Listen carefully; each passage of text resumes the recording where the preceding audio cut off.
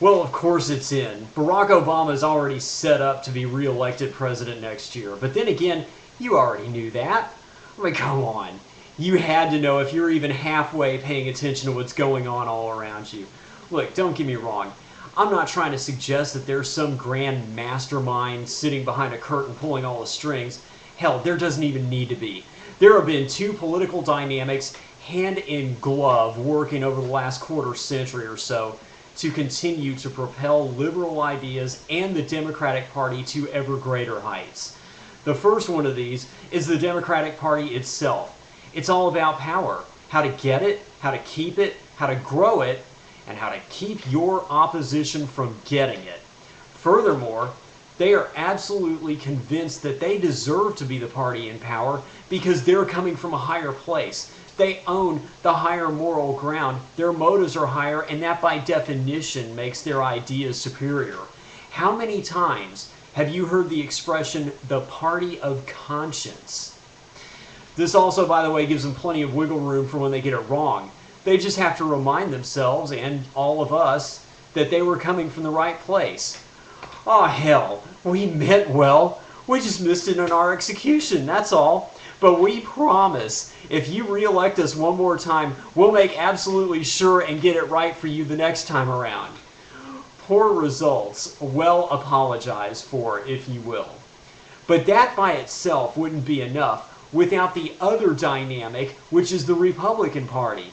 You see, they're really not that concerned about power, and they really don't want to be the party in power. Why would they? Then you really do have to put up or shut up and be held accountable for your ideas.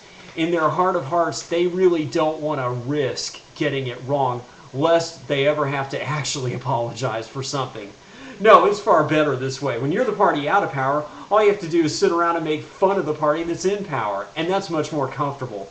Comfort is kind of a big thing within the Republican Party, by the way. It always has been. And Democrats really do recognize this. That's the reason why no matter how powerful they get, they're never going to really do anything to make the Republicans that uncomfortable. As long as the Republicans never seriously challenge the Democrats' power base. You watch.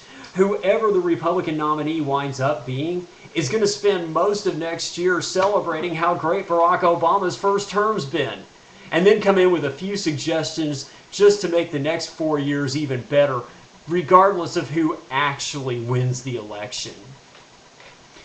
You see how that works? And that's the reason why, and if you don't believe me, by the way, then let me just ask you this. What do you think you just saw in '08? Do you know who Barack Obama's single biggest endorsement came from? No less than John McCain himself.